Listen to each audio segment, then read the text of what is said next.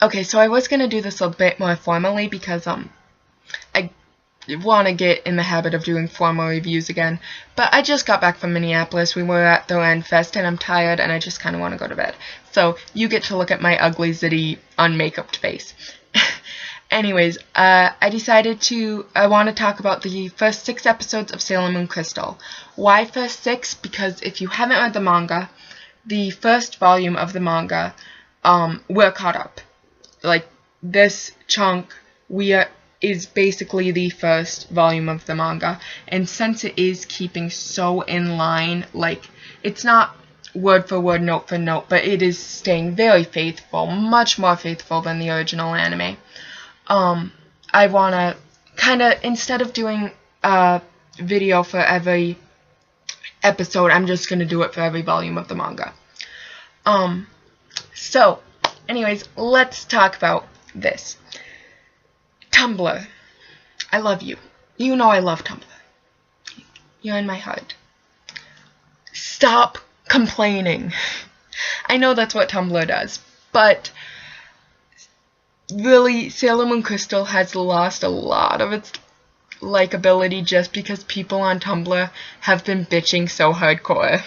And there seems to be 2 camps. The art snobs and the 90s kids who love the first manga and love the first anime and cannot let it go. 90s kids. I'm one of you. I was born in 93. I understand nostalgia is great, but it's not a religion. Stop treating your childhood like it's a religion. Things are going to evolve and things are going to change, and that's not a bad thing. So for all of you fans of the first anime who are like, well, this is different and this is different and if you want to watch the first anime, it's still there. Crystal wants to be different. And it's good. Change is good. Let the 90s go. We were not any better off than any other decade. We're just remembering it, and I'm saying we because I miss the 90s too, but we're remembering it more fondly because we were children then, and we were happier then. And looking back the past, you always have fonder memories of the past. The 90s was not any more significant than any other decade. We're just remembering it that way. So let the 90s go. Let it go. Anyways, so yeah, there's that camp that's like, it's different and just hates everything. And, they need to chill out. But the other camp seems to really be harshing on the art. And yes, the art has been very hit and miss. And when it's bad, it is very bad and noticeably bad and pretty distracting. But that being said, the 90s art was pretty bad too. Again, you guys are romanticizing it. Go back and look at some of it because I rewatched every episode where the Senshis come in, like right after I watched the Crystal episode. And this art is leaps and bounds above the 90s art. Like, the backgrounds are finished at least. So lay off the art, and they are fixing it in the DVD release. Like, they acknowledge, like, we shouldn't have outsourced it. That was a bad idea. They're gonna fix it for the DVD release, so stop harshing on that. But my opinion, aside from Tumblr's, I'm loving it so far. Some of the main things I really like is, 1, how closely it's staying to the manga, because like I said, I love the manga. 2, how fast it's moving. Like, it's episode 6, and we already, know who Tuxedo Mask is. And, we've met 3 of the Senshis, and we're probably going to meet Venus in the next episode. The fighting is still pretty repetitive, but it's not the same episode 30 times. So, like, at least each episode, we move the plot forward. which I love. And like, I'm pretty sure to the point where we are in the original anime, it's like episode 30. Like, I'm pretty sure she doesn't find out who Tuxedo Mask is until like episode 30. All the Shitenu are still alive, and that brings a point up that seems to be a bit controversial, but I am all for that the Shitenu and the Senshis were in the past lovers.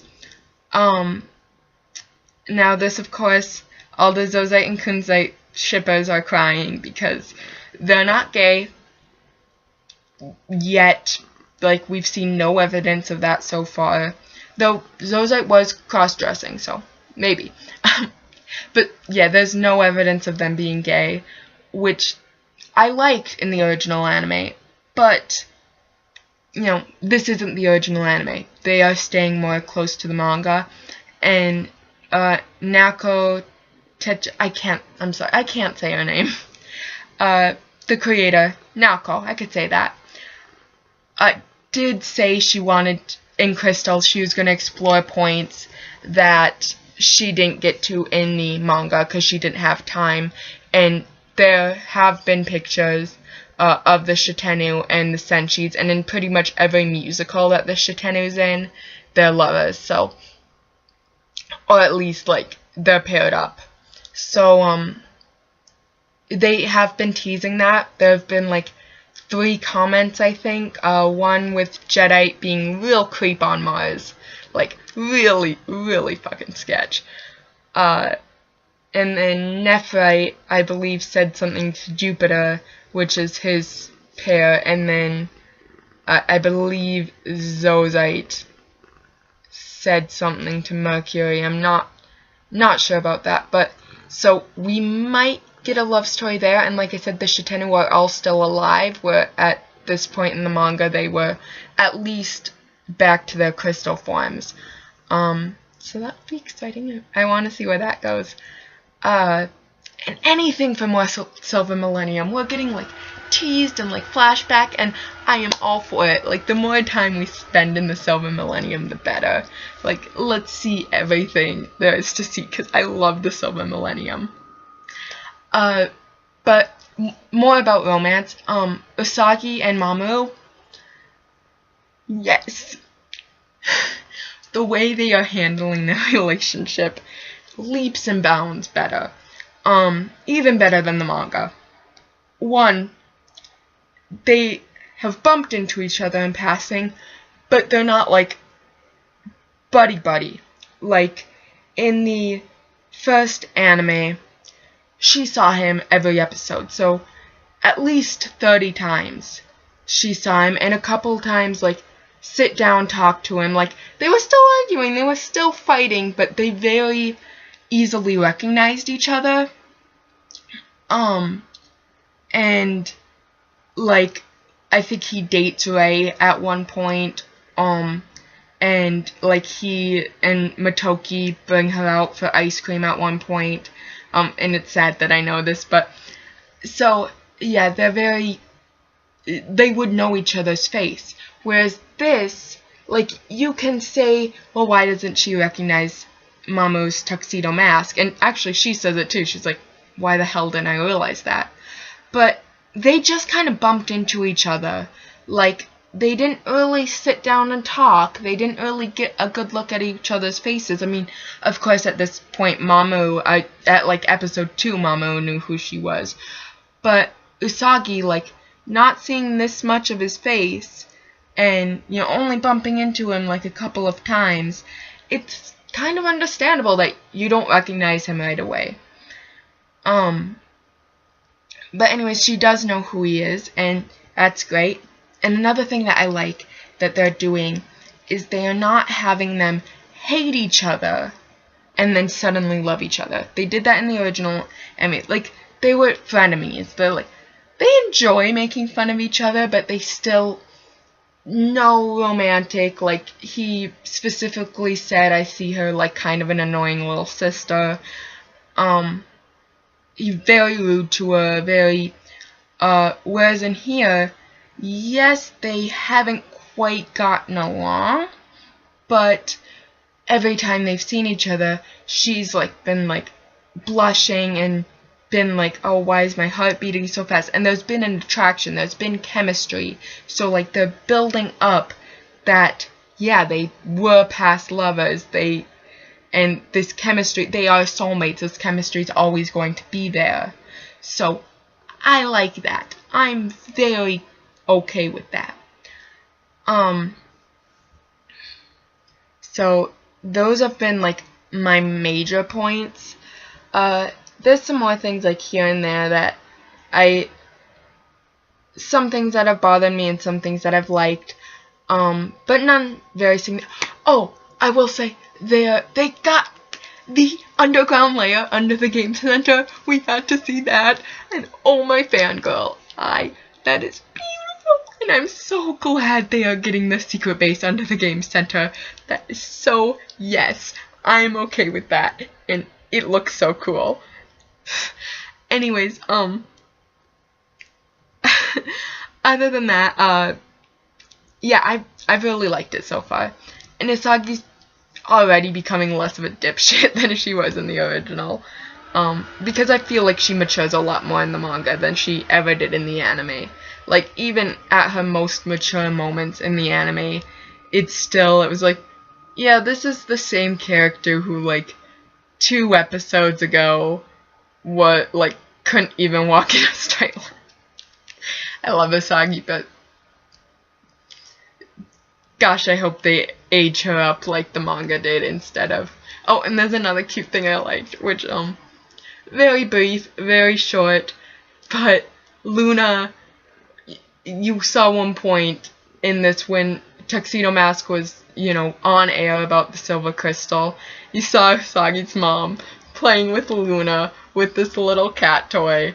And it's just a small detail, but sometimes, like, small details, like, really make a world livable. It's like, I just love the idea of Usagi's mom just, like, babying Luna. And Luna just being like, I'm okay with this. I am, like, Luna being like, this cat. Like, I'm okay with this. I'm gonna let this happen. This cat is such a dipshit. She's an adorable dipshit, though, aren't you? So anyways, as always, thank you for watching. I apologize for my 2 videos from last week. If anyone cares about that drama, like, well, one, don't care, because those videos really were specifically for that person. I wanted to find a way to make them private so only she could see them, but, that's still going on, but, I'm over it. Like, whatever, haters are gonna hate, If you don't like me because I'm gay, then whatever. That being said, I will see you in about 7 episodes. So about 14 weeks. Name of the moon. Peace out, Bill.